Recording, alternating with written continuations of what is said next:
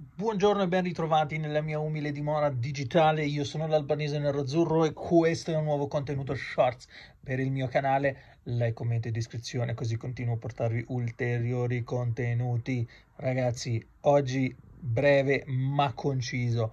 Come abbiamo parlato anche nel video di oggi delle 12:30, è giorno è il giorno della partita dell'Inter contro la Fiorentina in casa a Milano. Ragazzi, non possiamo far vincere Padre Pioli, dobbiamo mettere on fire Pioli, ma on fire proprio come bruciarlo a rogo.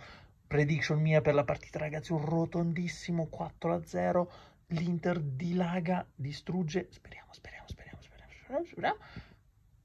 Questa è la prediction della mia ragazza. Comunque un sonoro però più pacato 2-0 per l'Inter. Fatemi sapere voi che ne pensate. Ciao!